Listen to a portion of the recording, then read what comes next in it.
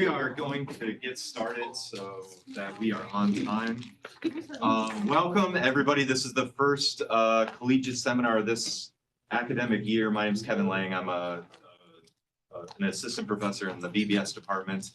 I help with the research committee organize these seminars.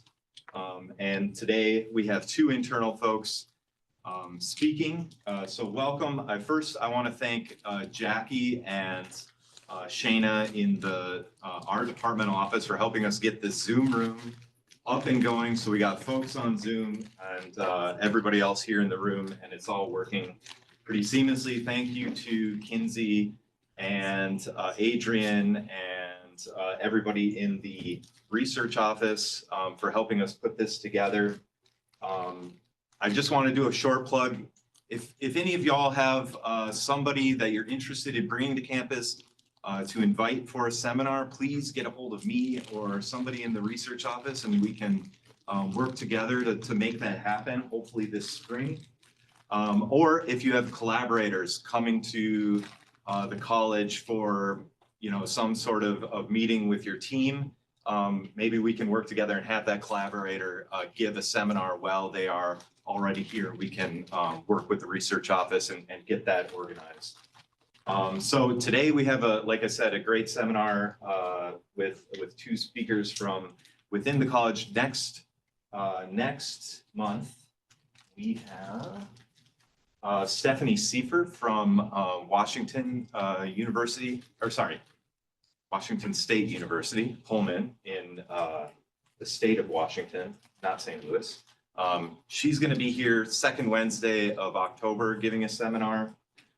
And please, there are QR codes and surveys in front of you. Please give us some feedback. Tell us how we're doing. Beyond October, in November, it is One Health Day every year on the 3rd of November. Happens to be a Sunday this year. Not very helpful for us, but sort of in conjunction with that, on the 20th of November, through this seminar series, we're going to be doing a One Health speaker panel, and we got some folks coming to do that. And the topic is going to be the intersection of climate change on human, animal, and environmental health. So please, look forward for communications on that. And I am going to hand it over here to Igor to introduce our first speaker. Thank you so much. So my name is Igor Pavlovsky. I'm a researcher at the Veterinary College. I've been working here with PRRS and PED for the past 5 or 6 years. I work as a researcher under Kim VanderWaal, and it's my pleasure today to introduce Kimberly VanderWaal to do this presentation. Kim is an associate professor here at the University of Minnesota.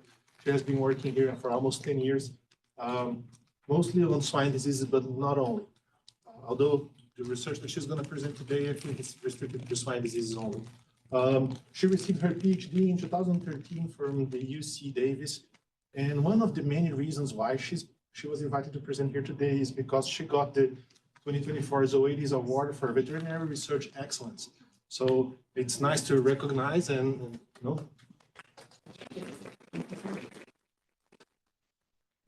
So her research mostly nowadays focuses on PRRS evolution, PRRS classification, molecular epidemiology, and the dynamics of pathogens spread through animal populations. So with that,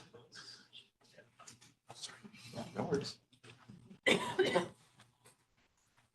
All right. Well, thank you all for being here, and welcome back to the fall semester here at the college.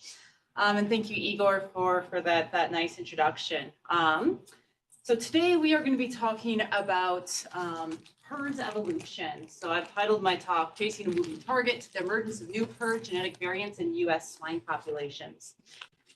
Before I go into the research aspect, I want to acknowledge that all of the research I'm presenting today is the result of team science, particularly acknowledging the members past and present of my lab, which many of these projects are ones that they were playing the key roles in, as well as our collaborators for our various PRRS projects, many of which are in the room today. So I want to acknowledge that the work I'm presenting is also their work and not just my work. So PRRS virus, just to give you a brief orientation, PRRS virus is probably the single most challenging animal health issue affecting pigs in the US as well as globally. It is caused by a RNA virus, and PRRS is divided into two species. We have PRRS type 1 and PRRS type 2. In the US, we mostly have PRRS type 2, and it's also commonly considered more virulent. So that's the one we're going to be focusing on today. So when I say PRRS, I generally mean PRRS type 2. The impacts of this disease are primarily through its clinical signs that affect reproduction, so causing late-term abortions, stillborns, generally weak piglets, as well as respiratory clinical signs in growing pigs, including pneumonia, poor growth, high mortality, as well as high morbidity. And this virus is one that we consider hyper-prevalent in the US. And by hyper-prevalent, I mean that our data from the Morrison Swine Health Monitoring Project suggests that there is active PRRS circulation in around 30 to 50% of breeding herds on an annual basis. Not all of that is wild-type virus. Some of that is purposeful exposure of pigs to live virus for immunity purposes. But in general, we have a lot of active PRRS circulation in pig populations. And it's estimated that productivity losses in the US are upward of 600 million. I think actually the more recent estimate is greater than 1 billion. If you look back at this original paper that estimated losses, the presence of PRRS in US pigs results in 9 million fewer pigs marketed per year. And it translates to around $50 per sow per year I think that was done in 2012. So it's a major issue for sustainability of the industry. So I want to briefly go over the epidemiological trends.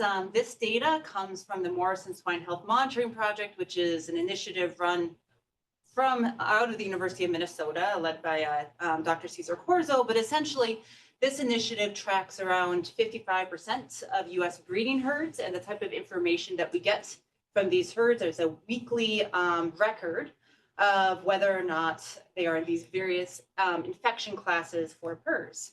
And then we can summarize this through time. And so what you can see from the curves is that, again, we have these in red here, the percentage of these breeding herds that are in this kind of outbreak phase of infection. And you can see over time, this does not seem to be improving. And if anything, the incidence of the disease is going up. The other thing that this plot nicely shows is the different control measures, and these are generally immunological interventions that are being done on these farms. So in orange are the breeding farms that are still positive, but they are using a modified live vaccine for immunological purposes. And so these farms do have active PRRS, and they have sows that should have some immunity from the modified live vaccine.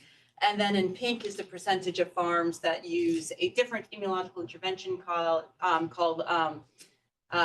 live virus inoculation, which essentially they take the resident outbreak strain and they expose all of the animals on the farm to that strain to try to get a good immune response to help control the circulation on the farm. And then alongside that, there's a number of biosecurity and biocontainment efforts that are employed on farms, and the PRRS is one of the main reasons for investments in those sorts of biosecurity measures. Despite all this, when you ask practitioners how they feel about PRRS control, this is the picture you get, that they've been trying for 30 years with all of these investments in biosecurity, and et cetera, and they don't feel like any of the measures they're using to control the viruses are actually sticking. And that's played out when we look at the epidemiological data. It looks like incidence year over year is fairly constant, but if we look beneath the surface of that constant disease incidences, we get a very different picture where we have these periodic emergence of some sort of new genetic variant of the virus that kind of goes through like an epidemic wave-like spread through the industry. That peaks, and then something else emerges and basically takes over a few years later. So there's a lot of dynamics that are underpinning this apparent kind of steady state of incidence that we see. And really what we would like to do in our research is to get past just looking at explaining past trends and be a little bit more ahead or be a bit more anticipatory about where we think the virus might evolve next, maybe be able to make some better decisions about how to respond to this sort of emerging, the emergence of new genetic variants. A little bit more background on PRRS type 2. This is a comparison that we did of the evolutionary rates of a bunch of different RNA viruses. And the point here is that even amongst RNA viruses, which are known to be rapidly evolving, the rate at which PRRS evolves is particularly high. It's higher than things like SARS-CoV-2. It's higher than the other, or as high as other viruses that are known to be these rapid evolvers like influenza and HIV. And the result of this is that genetic change is going to translate into antigenic change of the virus. The other really interesting things about PRRS is that it's one of the most sequenced viruses in the world. This is a tabulation that we recently did of all the publicly available data for viruses on GenBank. And you can see in green are the veterinary viruses, and PRRS is the top one there. And on GenBank, there's only 37,000 sequences available. And we know from our internal work, as well as other people that study PRRS diversity, is that most of the sequences actually are sitting in non-public databases, usually for diagnostic labs. And so probably just in the US, this number is more like 70,000 or more. So it's a virus that we have an enormous amount of data for, which actually gives us a really interesting window to try to understand what drives viral evolution more generally, just because we have such a rich source of data, and a lot of this data we can tie to a specific time and place within the US to get a good idea of spatial and temporal dynamics. The reason we have so much PRRS sequence data is that unlike for many viruses, sequencing is not it is being done for research, of course, but research is not the main reason that sequences are being generated. Sequences are being generated by the industry as part of their disease management plans and monitoring plans, and that's what's driving all of this rich amount of data that we have. The reason why veterinarians might sequence PRRS is for epidemiological investigation. Essentially, they want to be able to narrow down, is this virus I have now on my farm the same one as I had last year? Is it the vaccine strain, or is it something different? And if it is something different, maybe we can narrow down a little bit to where it might have come from, because we know the sequences for the viruses being isolated from other farms, to try and narrow down and identify potential pathways of how that virus might have moved. There's also a desire to sequence viruses to understand something about cross protection. Does exposure to virus A protect me from a subsequent exposure to virus B? Whether or not we can actually do this based on the sequence is a different question entirely, and we are doing some work in that area, but it's a little bit on the horizon of what we hope to learn. But that's one motivation for sequencing. And then also we use sequence data to track endemic and emerging variants in the industry. All right, and through this talk, I've talked about why we sequence. We'll be talking a little bit about what we understand about drivers of evolution, including mutation, recombination, and selection pressures that operate on the virus. Throughout this talk, we will be talking a little bit about how PRRS exhibits what we call multi-strain dynamics. And this is something that's probably common in many RNA viruses that change quickly. But the idea here is that as viruses evolve, the immune responses generated against a past strain will become less effective. And that's because as the virus changes and the structure of the viruses slowly drifts through time, the recognition by the host immune system, it will become less exact. And so this is one of these drivers that we think encourages or selects for viruses to actually change through time. So we have a complex system where we have a lot of different antigenic versions of the virus circulating. and they interact with each other basically by competing for hosts, and the level of cross protection between different genetic variants is incomplete. All right, so let's get, sorry, that was a little bit too far of a jump. All right, so this is an example of some of the data that we have from the US. Here we have a visualization of the PRRS dynamics from a spatial temporal standpoint in the US. And what you see here on the left is the phylogenetic tree. We have a 5-year sliding window showing which specific sequences were identified in those windows. And on the right, we have where those sequences identified. And the colors represent the different lineages of the virus that exist in the population through time. And the thing to take away from this is that we have the co-circulation of a lot of different lineages of the virus. We have this, again, a complex picture with a lot of genetic diversity of very distinct viruses. We also see that there's a turnover in the dominant lineage through time. And then we see these periodic emergence events of something new in the population. Sorry, not sure why. I think might be frozen here.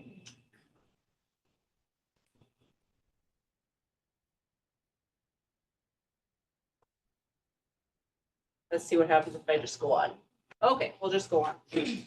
And once these emergence events happen in one region, then those viruses can spread to other regions.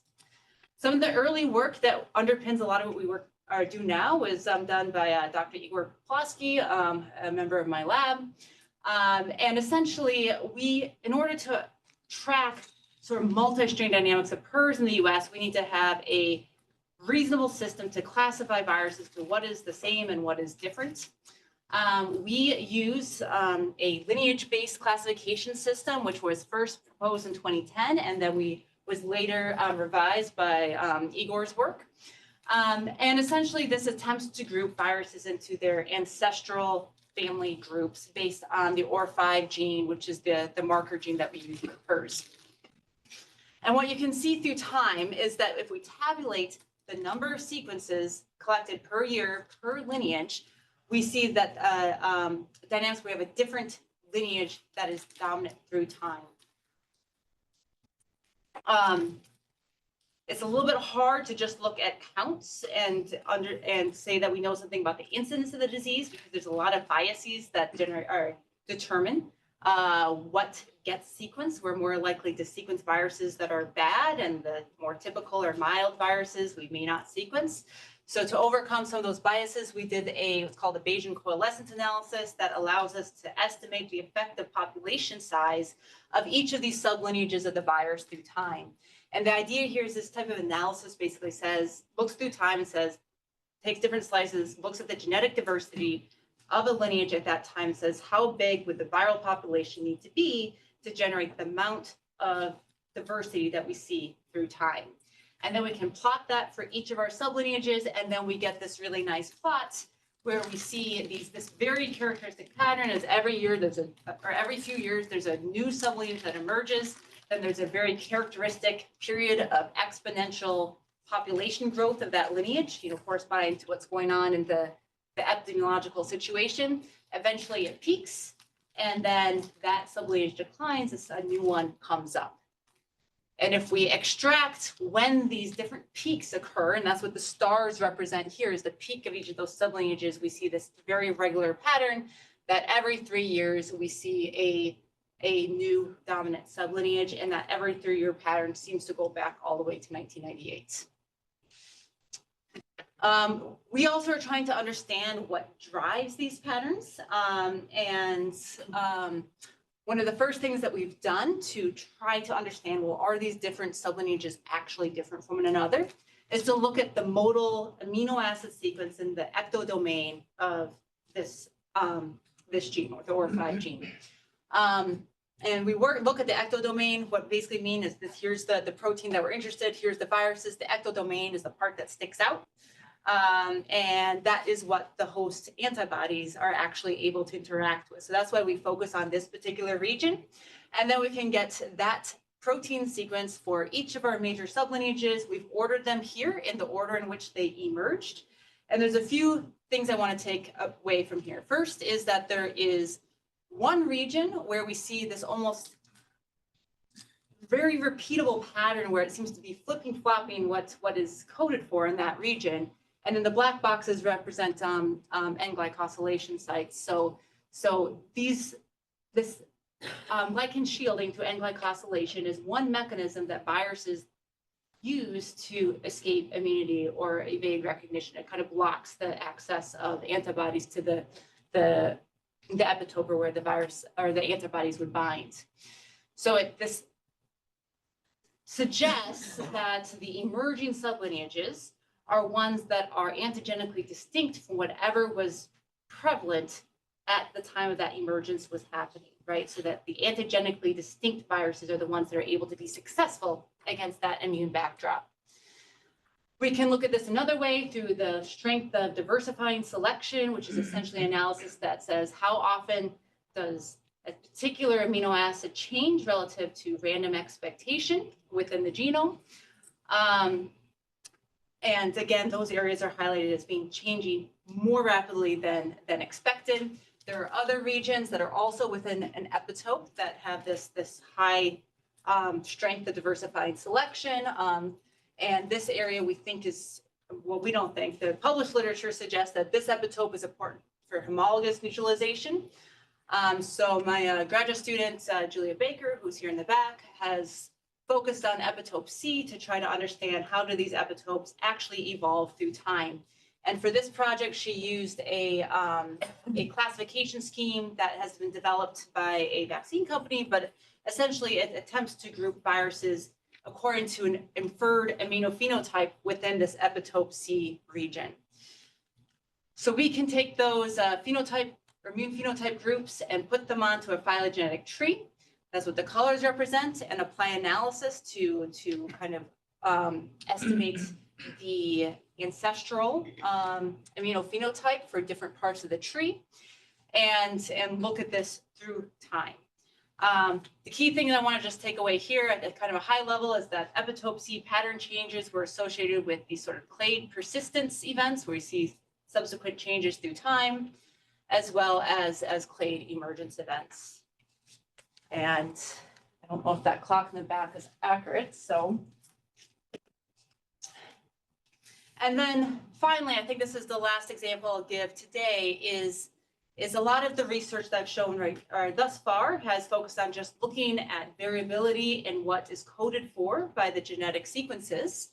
But really what we would like to know to better understand this is to be able to translate genetic differences between the viruses into some measure of antigenic dissimilarity. So are these viruses actually recognized differently by the host? And for this, we actually want to be able to bring in some actual biological or immunological data to inform this. So this is work led by former postdoc Dennis McCall. He's now in faculty at University of Tennessee. But essentially what we did in this paper was to take data from virus neutralization titers. So this is an in vitro analysis, and train a model that tries to relate the genetic differences in the virus sequences to variability in the neutralization titers of the antisera. And so we had data, this actually comes from PRRS type 1 and not type 2, but essentially we have a metric that comes from this virus neutralization titers that allowed us to estimate antigenic dissimilarity as a function of how different these viruses were. So here we have our amino acid differences in the ectodomain of the virus. We have multiple different regions of the genome, not just OR5 like we presented previously, because other proteins do play a role in this. And we do see that antigenic dissimilarity does correlate with amino acid distance, but the dots represent the actual observations. There's a lot of noise here, so correlation doesn't completely explain the data. But what we did do is apply a machine learning algorithm that actually took the specific amino acid sites that were different across all of these neutralization tests and train that model to be able to predict or to see if it could predict antigenic dissimilarity between these viruses. And we found that our machine learning could predict antigenic dissimilarity with around 80% accuracy. And the most important predictors were the amino acid distance, particularly in OR5, but other ORFs too, and then also changes at specific amino acid sites. So looking at just at the average distance doesn't really get us there. It helps to actually look at where these changes are actually occurring, and which is in line with other research that of course some sites are more important than others for determining the antigenic phenotype. For the sake of time, I am going to, I think I'm going to skip this last example, which is a very cool study, but I think I'm frozen again, sorry. So we have time for questions and also time for Dr. Kinsley's presentation. But the last study was also trying to predict or to develop a model about whether we could predict the next emerging genetic variants. And this is some recent work that we've been doing with the current postdoc in my lab, Dr. Nakran Purwan. Looks like we can do it. It's hard, but we have an initial version and a beta version or a version 2 of that predictive algorithm that we're working on. And alongside that, we are also helping the industry move from using RFLP typing to actually classify genetic variants in the population to something that is more robust and gives better information than RFLP typing, which has a lot of issues in terms of actually be able to group viruses by their relatedness. So we've been working in the past year or two, and this is bearing fruit right now in terms of starting to adopt a new system, moving away from RFLP types and getting to something that's a little bit more robust that practitioners can use to group viruses by their relatedness. All right, so I'm going to close it there for the sake of time, and hopefully have time for a few questions.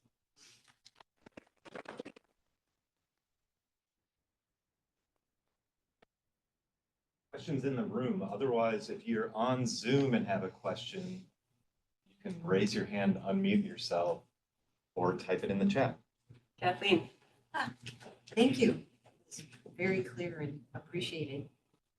I wrote down a question because there's so many to ask, but basically when you showed us that last chart on OR5 and the p-value is so high and distance from the ectodomain, it just made me wonder what's it doing to the ectodomain, and if really you could use biological experiments, of course, to see what it's doing, but maybe you'll also pick up some other unexpected reasons that affects the virus.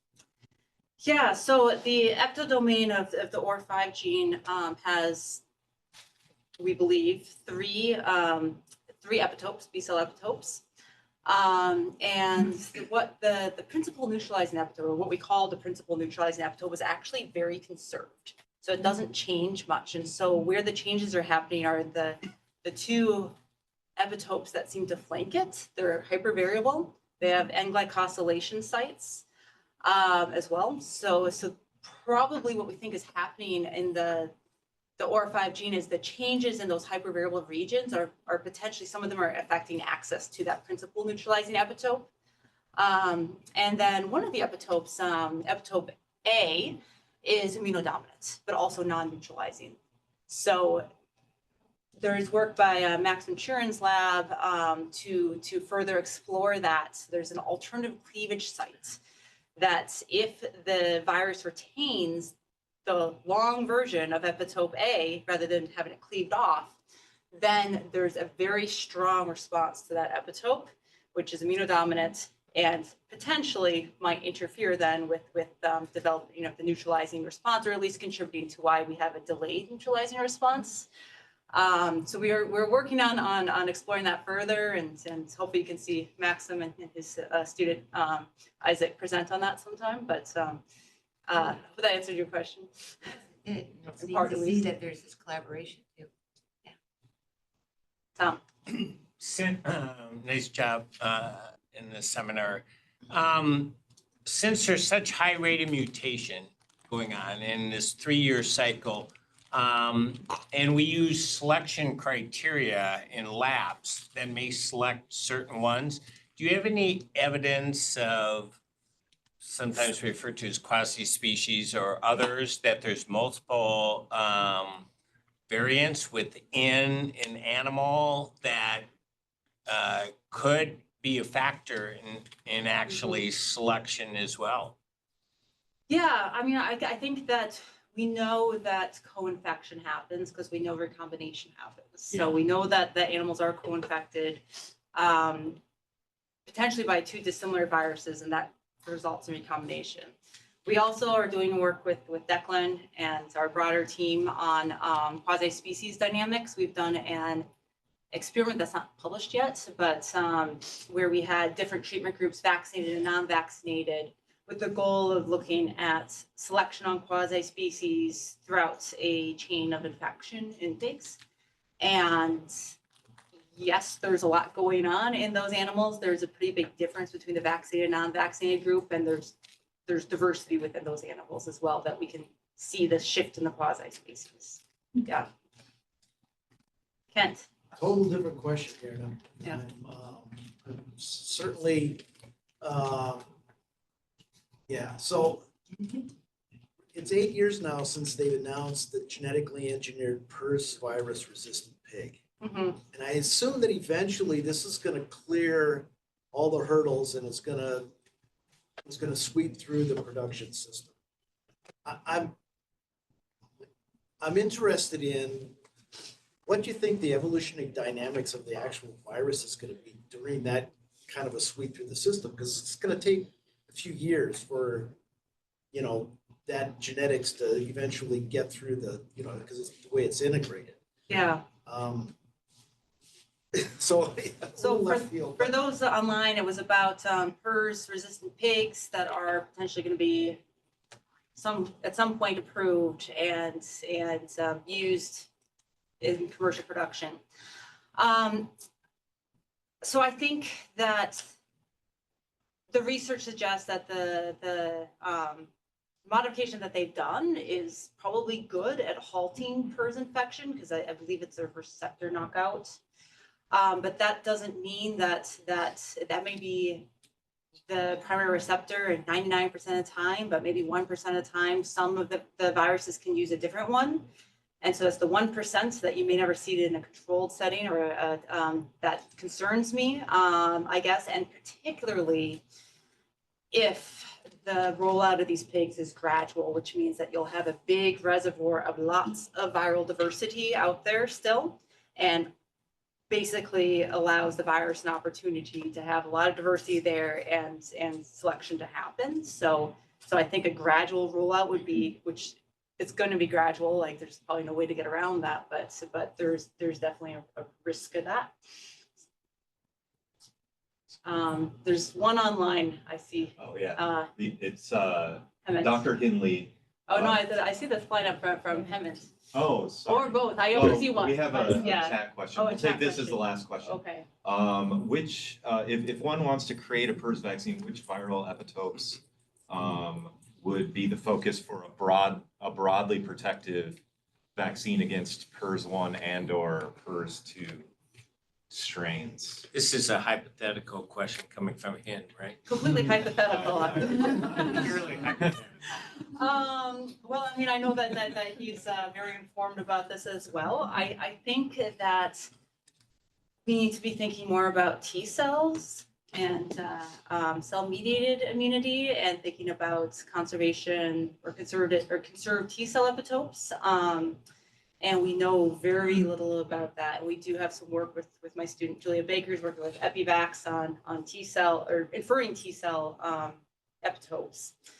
Because it seems that plays a role, and just B cells by himself is challenging. Now, the one thing I'll say about epitopes, and some of our research suggests, I was talking about this epitope A that's often cleaved off, but when it is retained, it has a immunodominant non-neutralizing response. So it seems that most wild type viruses, at least that exist today, do not retain this long epitope A. but all of the commercially available live vaccines do.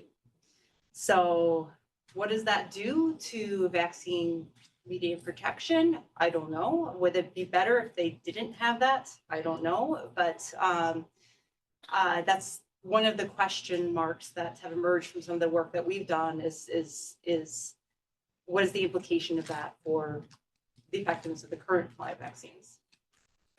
Okay, let's thank him one last time.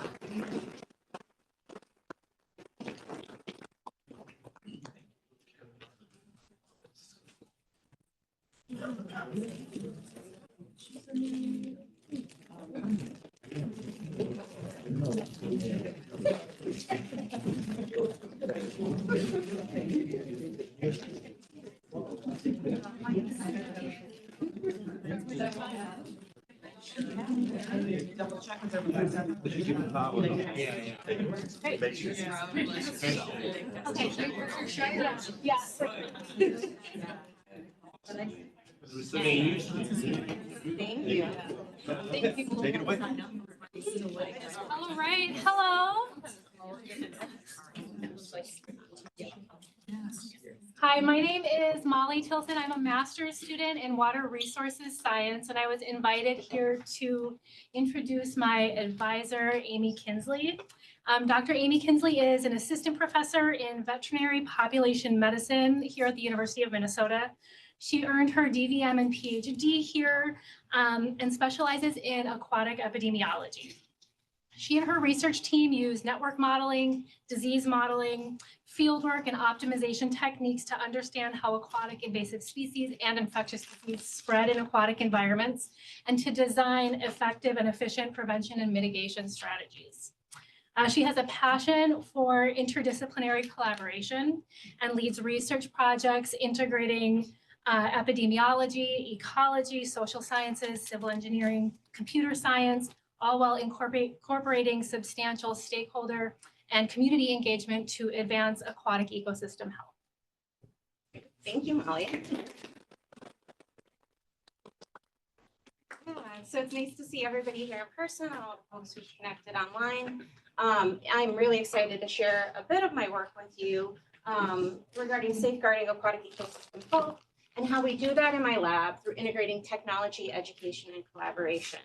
And so I'm going to try to keep this at a bit of a higher level, kind of knowing there's a broad range of interests in this group. But I really want to set the tone for the talk by starting with this quote. Until the very last cricket falls silent, the beauty besotted will always find a reason to love the world. And so this is a quote from Margaret Renkel. And she is a nature writer. I see some folks who are familiar with her work. And she's published a book recently that they covered on NPR called The Comfort of Crows. And in there, she talks a bit about some of the grand threats that we have to ecosystem health and about waffling between despair and hope. And really where she finds that kind of lean more towards hope and or the comfort in that kind of waffling between the two and really sitting within this beauty. And I think that's, for me, where I get the passion for the work that I do. And more recently with stakeholder engagement, seeing the passion that they bring to the table for what they do as well keeps me moving forward. And so I know a lot of you in this audience are working on questions that we might not see an end in sight. There's no easy solution to, but I think this really sets the tone for keeping us moving forward and kind of finding a little bit of comfort in that discomfort or that space of discomfort. And so what do I do? Well, my mission is to enhance human, animal, and environmental health. And I do that through the protection of natural aquatic resources and focusing on sustainable aquaculture and fisheries. So that is broad. That is a very broad mission, right? So how do I do that? So as Molly mentioned, I focus on trying to understand how invasive species, pathogens, and pollutants spread in aquatic environments.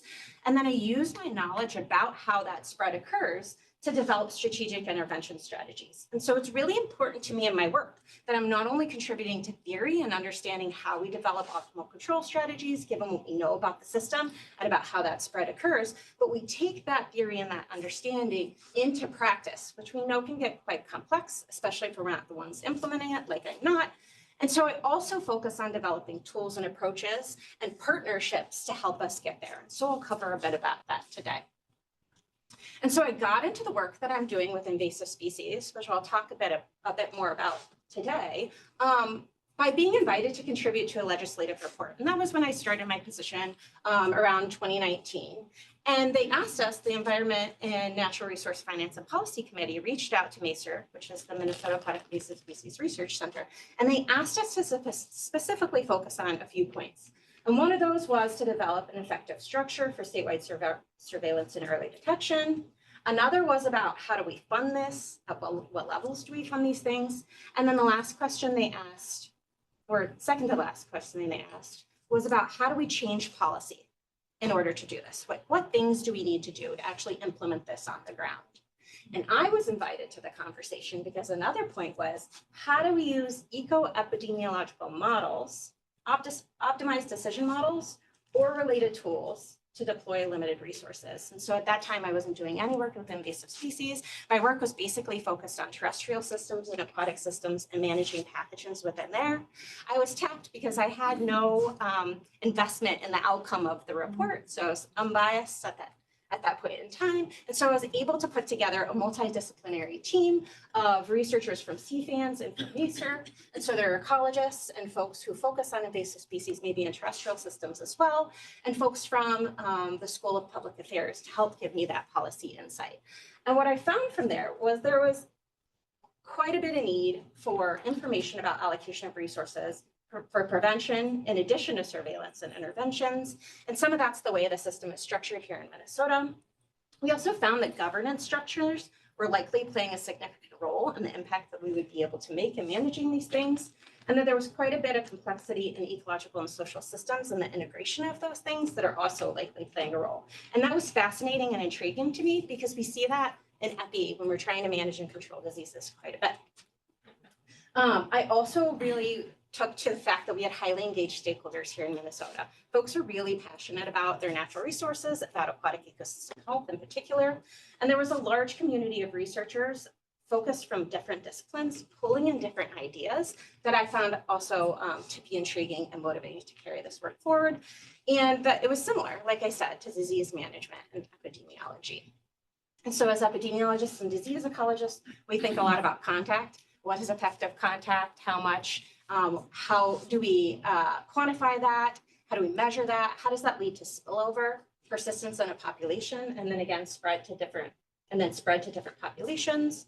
When we think about a classical epidemic curve, we might measure on the x-axis time, maybe it's in weeks, versus the number of cases, and we see that there's a peak that occurs at some time, and then a decline because we run out of susceptible individuals. But the invasion curve we see is a lot less positive, right? There's no hope for this immunity or number of susceptibles that are declining. We just see continued spread for these invasives across the landscape, right? And we use similar concepts, maybe just slightly different terminology. And so bridging that gap between the two disciplines. But there's been a call recently in their literature for integrated approaches and frameworks that bring together invasion ecology and epidemiology, because we know there's more that we can communicate between each other, especially given some of the grand challenges like climate change and the impact that that might have, and invasive species interactions with pathogens into spread and our understanding of those complex systems. Right. And so when we think about those direct implications to health for humans and animals, there's that disease emergence as we have invasive vectors that are spread and increasing their range. There's invasive wildlife that we know lead to spillover into domesticated animals, and changes in dynamics and risks, as I mentioned, will change over time. There's impacts on food security. Native fish species have been reported quite a bit across the globe. Pathogens from crops and physical disturbance, and we can see damages or impacts on livestock health. Zebra mussels have been implicated quite a bit on access to clean drinking water. We know that they could clog water intake pipes, and that can cost millions of dollars for upkeep. There's threats to biodiversity as they wipe out native species, invasive species outcompete in direct predation. And the estimated costs have been up to $423 billion a year. And that has led to a call from the United Nations to integrate that into the Sustainable Development Goals and think about mobilizing resources for more research on invasive species. And so in the United States here, we have over 6,500 invasive species in the aquatic realm. That's a variety of different animals and pathogens. And management is largely occurring at the federal, state, and local level. And what's unique here about Minnesota is that we have this two-tiered system. And that kind of puts us at the forefront of management across states in the United States. And I'll kind of open that up for you here in a moment. So we have the DNR, Natural Resources Invasive Species Program, and they work to limit the spread of invasive species that we already have in the state, but they also do quite a bit of work of horizon scanning. So what are the potential threats and how can we mitigate that? Then at the local level, we have counties that work to prevent or limit the spread, and they're given $10 million that are allocated out to the counties.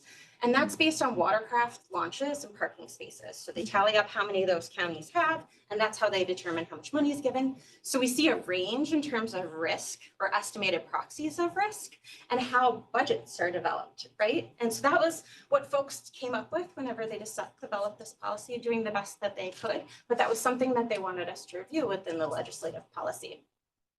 And in work that we're soon to submit for publication, we had a graduate student do some surveys to ask folks at the county level who are managing their programs with this budget, how do you spend it?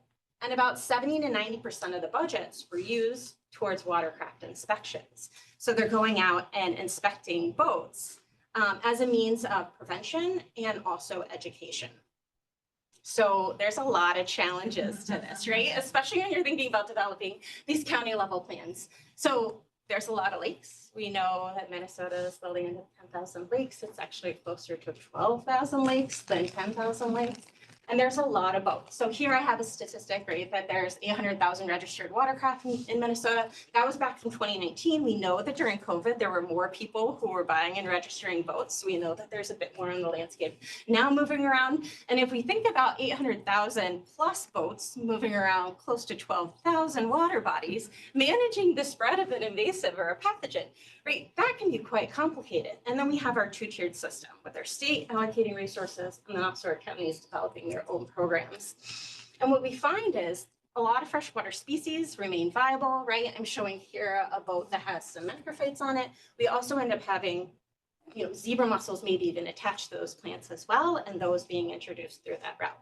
And so, as I mentioned, watercraft inspections are a big part of that, but comes with quite a bit of complexity.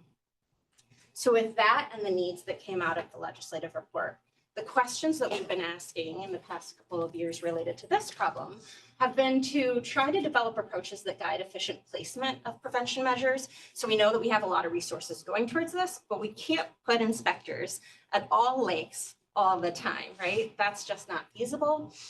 We want to quantify inefficiency that arises from that bi-level planning. So the fact that we have this two-tiered governance system here in Minnesota. We wanted to identify counties that could collaborate. So how could counties work together to increase efficiency? And I'll kind of tease apart how we ended up coming up with that question, but thinking about ways we can continue to promote local efforts, because that's also been shown in success in these programs as well.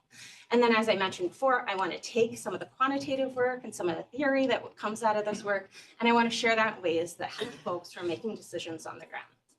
So that was an important part of where we were going. And so we developed a series of models to do this. Some of them are rooted in integer linear programming models. And so that is used quite a bit in engineering and economics. And we had some limitations with using that approach. And so we brought in some more epi and used some network-based approaches that were similar to things that I was using in aquaculture and in terrestrial systems. As I said, we wanted to know about those statewide, countywide scenarios and about how collaboration could help. So we paired those different modeling techniques together to do that. We used a boater movement network that was already being put together, and that was a combination of folks from MESERC, also the School of Public Health, and they were modeling connections between 9,182 lakes, so we couldn't use all of the 12,000 lakes. They don't all have access points, and we didn't have enough data to support that. So they ended up developing an inclusion criteria, and that's how many were included. And we identified this idea of risky boats. So we weren't concerned about every boat that moves across the landscape. We were particularly interested in understanding how they move from infested water bodies to uninfested water bodies and picking up patterns around that. And we focused on a variety of species. I consider myself somebody who does cross-cutting work, so I won't dive into the bits of that, but I'm happy to talk about all of those as we move forward. And what we found was when we applied our integer linear programming model to one county scenario, we found that as you place inspection stations at lakes, the proportion of risky boats that you can inspect increases, which makes sense. At some point, it's the payoff for placing more inspectors decreases, and eventually we end up reaching a plateau. And what we saw here was that there were two main objectives that came out of conversations with managers.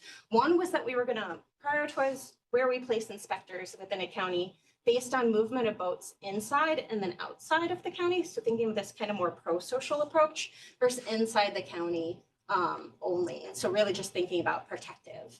And what we saw were there were some significant differences in those strategies. If you're thinking about what's happening within your side, inside your county, and also what's happening out, so more of a pro-social approach, you're going to focus more on containment. So every lake that came up within our top 10 list, let's say this kind of a limited budget, was kind of containing that and making sure that we didn't have anything leaving. Or when we looked at inside the county, we ended up having kind of a mix of that containment and also protective. So some of our lakes that we selected in that top 10 were uninfested lakes. So you're really trying to guard that. But what that showed us, what there was these competing management objectives, right? You can imagine if you have every county developing an objective, when you look at that from a larger perspective, there's a lot of heterogeneity. But we might, as a state, have one goal, right? Limit the spread of invasive species. That's what our policy says that we're doing. But when you give that to a manager at the county level, they're really thinking about their objective of keeping it out of my county, right? So what does that mean? So that really brought forward this idea that we need this cross-county collaboration, or at least some sort of state coordination to help us in these efforts. And so as I mentioned, we really want to share this work in ways that gets that out. I showed you one county. We replicated that again with another county, and we really started on these because these folks reached out to us and said, we want to know more about data-driven approaches to this. And so the approach we took with the integer linear programming model is really complex. It's computationally costly. It takes hours, almost days to run sometimes. And it's run in the software that's quite expensive. So we're thinking about getting this out. Those are some significant barriers and things we needed to consider. But I brought in some network-based approaches and algorithms that I had been familiar with. And one is kind of ranking our lakes based on the highest amount of boater traffic, considering our risky boats, kind of choosing that lake as our priority, pulling it out, assuming that we've done inspections for everything that enters and exits that lake, and re-ranking that. And so that's kind of called the greedy algorithm, and we kind of use that term within the network world. But what we saw was that that matched our computationally expensive approach quite well. We replicated that for all 87 counties in Minnesota and shared that through a dashboard. And so that started with me with a shiny app saying, we got to get this information out to the people who are going to make a difference. And ultimately, we ended up hiring data visualization specialists. Thank goodness for that. We were able to free up funding to do that. And we developed AS Explorer. And so that is an app that is accessible at www.asexplorer.umn.edu. And we're kind of hanging out in that zone of that app for this prioritization of watercraft inspections. And so from there, that tool was born. And it's free. It allows end users to customize their outputs. They can go in and focus on different species. It covers tribes and ceded territories in all of the counties in Minnesota. You can select all the counties and get an output for everything. And we felt like a really important part of this too was not just to develop a tool and dump it into cyberspace, save the buck out there, but we really wanted to reach out to folks and say, this is the way we're thinking about this. Here's a framework we've constructed. And so we held a series of workshops in small groups when we released the tool. And so we reached out to counties, tribal organizations, nonprofits, state agencies, and federal agencies. And we ended up with participants from all of these groups and trained over 37 professionals just in our first initial release. There's a variety of other tools here that also kind of merge what we're doing with invasive species with compartmental modeling that we use in FE quite a bit. And we allow them to borrow the tool and place different intervention strategies on the landscape and compare different scenarios. So they type in their email address, they shuttle out to the model, they get a report back, and then they can do direct comparisons, and it has costs available too. So it gives you, here's your strategy, here's the effectiveness of that strategy, here's what it will cost given your budget, and then also what does that mean not only for your county, but what we think about in terms of spread across the state. So really trying to overcome some of those gaps that we had originally. We wanted to know about that bi-level planning, so we went into some bi-level modeling. And what we saw here was that if we ended up in a scenario where we had a state planner that coordinated where everything was, so we kind of took away that county level element to it, that we ended up with the most efficient planning. And so that's what we see here in this graph. This is that curve of diminishing returns that I had showed previously, only here we have that state model and the bi-level model shown. We showed that state level model was about 20% more efficient than a bi-level model. And so I'll tell you how we define that here. Essentially, we still had a state planner, but what they did was they allowed counties to go through and develop optimal plans with different budgets, and then looked over across all of those and then selected the best that maximized that state plan. So you can imagine that might be an approach, right? And some, right, we've kind of simplified and are getting into a bit of theory here, but that 20% loss in efficiency is quite a bit, but that's telling us something about fragmentation of connectivity. And even with optimization, really where that's going there. And we're thinking about that efficient placement of inspectors. So I came in with more network approaches, right? We're kind of going back and forth with the different approaches we use. And in here, really trying to fit those together and thinking about how we can get collaborations to establish, knowing that there's no incentives to collaborate. There's no financial incentives, but anybody in this room that has collaborated knows it takes time, it takes money, it takes trust. All of those things are not things that you can magically, and as a researcher who develops quantitative tools, really easy to say, but not just hand over, here's your coverage. So we did some network work to ask the question about how risky boats move between counties. And if you were to develop an ideal or sets of ideal collaborators, who could those be just based on movement alone? And we found that there were two kind of groups out of the 87 counties that emerged. One was a group of 3 and another was a group of 6. And I'm showing here what invasive species are really shared between those in terms of communication. We were able to overcome slightly some of the loss of efficiency that we saw in just a straight-wide model. I'm also showing a county-wide model here too, and how those collaborations could end up maybe giving us a gain in 80%, or 80%, no, that would be a lot, 8% compared to just having counties do their own objectives. And then again, opening those tools up to folks to help inspire them to use these tools moving forward. We updated AS Explorer, and so now they can go in, if they're part of a collaboration, they can see that collaboration show up, and then the network opens up with those links, really highlighting, okay, who's connected to whom and how. So if you are going to collaborate, where are you going to share information, or how are you going to share resources? And then they give these ranking lists as if we broke down all of the county boundaries, or we have this dynamic model available where they can go in and select their inspection stations and see how it changes the prioritization for the other county. So they can really see the interactions between choices between the two. And again, still kind of hanging out in that space because we know there's more logistics that gets into hiring people and placing them out there, and everything is not 100% efficient, but kind of kicking off those ideas. And again, thinking about inspiration here. And so our efforts on this front, we're expanding into Wisconsin. Folks have really picked up on this work, and other states who have watercraft inspection programs really want to know, okay, how are we doing this? What is the framework that we're using? And so we're expanding, we're including Wisconsin into the app.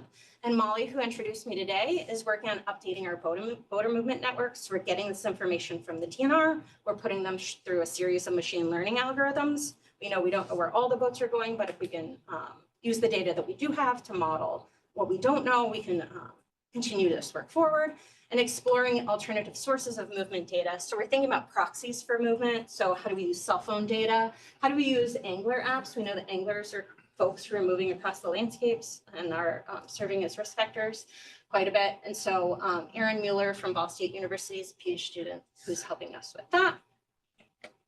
For the sake of time, I'm going to move past this, but let you know there's a lot of work to be done, right? And this is, we have to think a lot about prevention, eradication, and containment, just like we do with infectious diseases. We're working to put together using low-cost open-source underwater robots with eDNA, sonar, and invasive species, artificial intelligence-guided visual detection for invasive species. So we're working with a roboticist in the Department of Computer Science for that. We're also getting social scientists involved to understand What are the barriers to adopting this? What do people think about this? If you're swimming in a lake and you see aquatic robots swimming by, how would you feel? And that is a critically important part of this question. We've reached out to stakeholders, asked folks, what do you need? What are the barriers? How can we help you? Really providing, thinking about the impact to the end goal of the work that we're doing, not just thinking about our mission and discovery scientifically. We also are working on a fungal pathogen, Batrachochytrium salamander vorans. It's a mouthful, we call it B-cell. This is something that is threatening our salamander species, and we're working with collaborators from USGS, Penn State, and St. Cloud State to develop state-level risk models. We're tying into a national surveillance program and trying to get Minnesota to be a leader in expanding these efforts. We've reached out to colleges, universities, aquariums, zoos, and nature centers across the state to help us with this surveillance work, and really trying to be the framework for here's how we span a national program and get more involvement following what we're saying is like the Minnesota kind of format there. And of course, education outreach, always a key part of the work.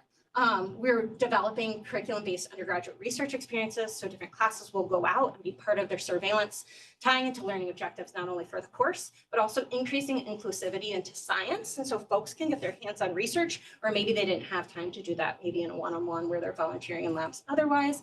And so helping really share those experiences broader. So of course, this is a lot of folks who contribute to the work. We have a lot of community partners that are helping with this, and I want to give a shout out to those folks, all of the county managers, local government units, nonprofits who helped with this work, and then a swath of other training tools if anybody's interested in learning more or hearing more about this work. And then with that, I apologize for being over. I want to.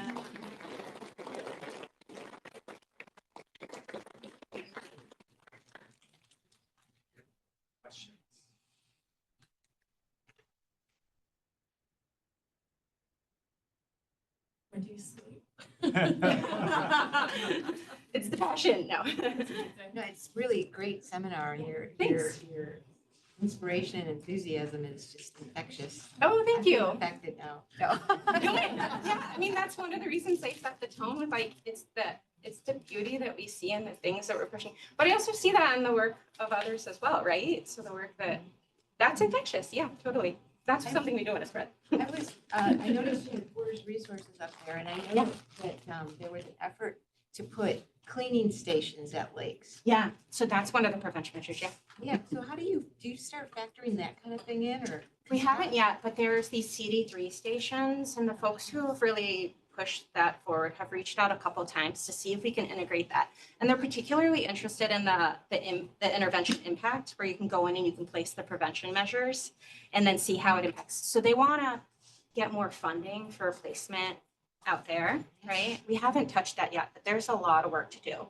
So there's the cleaning stations on your own, there's decontamination stations as well, and so there's hot water cleaning stations.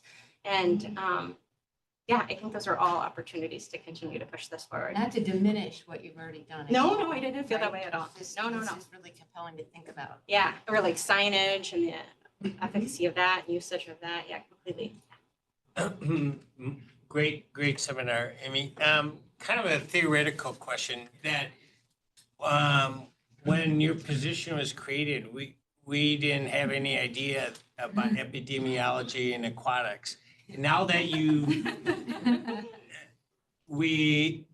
you've applied epi and addressing a number of questions, what is the kind of, even within the state, acceptance of employing a veterinarian with epi into some of these avenues, these questions? Yeah, that's a great question. And so, you know, when I first showed up and I said I'm an aquatic epidemiologist, Yeah. I would follow up with, I know there's not a lot of those, and I Yeah. have to give some explanation about what it is I do and why I'm here. Even more so in the invasive species space.